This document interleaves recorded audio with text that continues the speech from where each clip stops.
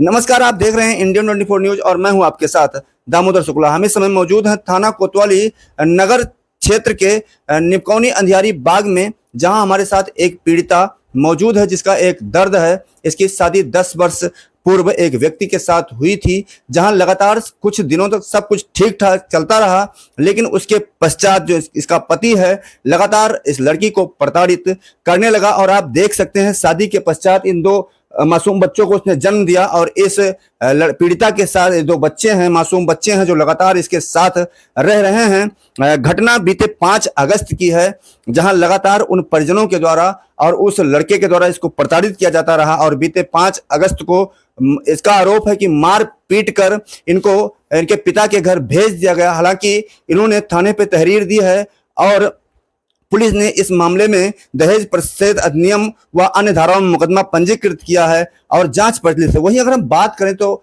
उत्तर प्रदेश के मुख्यमंत्री योगी आदित्यनाथ बलरामपुर जनपद से मिशन शक्ति की शुरुआत की थी। उन्होंने महिलाओं की सुरक्षा एवं सम्मान के लिए यह योजना की शुरुआत बलरामपुर जनपद से की थी, क्योंकि लगातार वो बलरामपुर जनपद में आते हैं और बलरामपुर जनपद को अपना गृह जनपद समझते हैं। उन्होंने मिशन शक्ति की शुरुआत करते हुए खुले मंच से कहा था कि महिलाओं की सुरक्षा और उसके सम्मान के साथ जो खिलवाड़ करेगा उसके ऊपर कड़ी से कड़ी कार्रवाई की जाएगी। अब आइए हम पीड़िता से इसका जानकारी लेंगे कि जो इसका पति है लगातार इसको क्यों प्रताड़ित करता रहा और शादी के कितने वर्षों के बाद इसके सामने परेशानियां खड़ी हो गई। क्या नाम है आपका? नसरीन है। नासरीन, आपकी शादी कब हुई थी? 10 साल पहले। 10 साल पहले हुई। फिर क्या हुआ? आपका पति क्यों आपको प्रताड़ित करने लगा? क्या क्या हुआ? घटनाक्रम को बताइए। हमारे पति दूसरी शादी करे हैं, हमें नहीं मानत जानत है, वो दूसरी लड़की के साथ रहते हैं। वो हिंदू लड़की है और मार पीट करते हैं हमें सब लोग घर मिलके। ये बताइए, शादी आपकी 10 वर्ष पहले हुई थी 2014 में। 2014 में सब कुछ ठीक ठाक रहा, आपके 2 बच्चे भी हुए। कब से आपका पति आपको लगातार प्रताड़ित कर रहा है? बस 1-2 साल ठीक थे और मार पीट तो बहुत दिन से करते हैं। अच्छा, यानी 2 वर्षों तक ठीक थे, उसके बाद लगातार मारपीट होने लगी। हाँ, मार पीट करते हैं, दूसरे लड़की के चक्कर में है, शादी भी कर लिए हैं। अब बोलते हैं तुम भी रहो वो भी रहे। अच्छा, आपसे बोलते हैं वो? कोई सबूत आपके पास है जो दूसरी लड़की से मतलब उनका संबंध है? क्या है ये आपके पास सबूत है? हाँ, हमारे पास सबूत है उनका सारा। लगातार आपको कहते हैं कि आप भी रहो और वो भी रहे, जबकि इसका नियम तो नहीं है कि आप लगातार एक जीवित महिला के रहते हो दूसरी शादी कर सकते हैं। तो आपका पति बार बार आपके ऊपर दबाव बना रहा है कि आप भी रहें और जिस लड़की के साथ उसका संबंध है वो भी रहे हैं। हाँ, ये बोलते हैं कि तुम भी रहो वो भी रहे। क्या मांग करना चाहती हो आप नासरीन? क्या जो आपने भी प्रार्थना पत्र दिया था, तहरीर दिया था, नगर कोतवाली में मुकदमा भी हम देख रहे हैं पंजीकृत हो गया है, दहेज प्रतिषेध अधिनियम लगाया गया है। क्या मांग करना चाहती हैं आप? प्रशासन से क्या मांग करना चाहती हैं?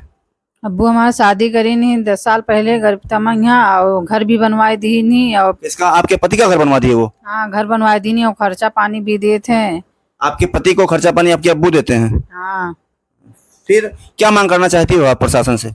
हम चाहते हैं कि हमारे दोनों बच्चों को खर्चा खराबा दें, हमें भी दें और अच्छे से रहें। अच्छा, आप अपने पति से जो आपको छोड़ रखा है, 5 तारीख को मारपीट के यहाँ पे छोड़ गया है, उसे मांग करना चाहते हैं कि आपके बच्चों का भरण पोषण हो सके और आपको भी गुजारा मिल सके? यही मांगा प्रशासन? हाँ, यही चाहते हैं।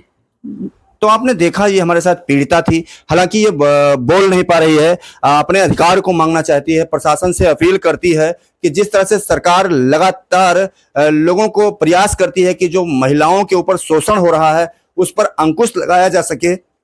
अब जब एक गरीब पिता अपने बेटी की शादी करता है तो वो यही सोच के करता है कि हमारी बेटी खुश मिजाज रहेगी, खुशी खुशी अपने घर रहेगी। लेकिन जब एक पिता के ऊपर ऐसा बोझ और ऐसी सूचना आती है कि उसका पति उसके बेटी को मार के उसके घर खुद छोड़ गया है, तो उस पिता के ऊपर क्या बीतती होगी ये आप खुद ही सोच सकते हैं। इसी के साथ साथ हम ये भी कहना चाहते हैं कि जिस तरह से एक गरीब पिता है जिसने नासरीन की शादी 10 वर्ष पूर्व की, उसके बाद भी संबंध न बिगड़े इसके लिए लगातार इसके पति का भी खर्चे उठाता रहा, उसके घर को भी बनवाता रहा, जो इसका कहना है।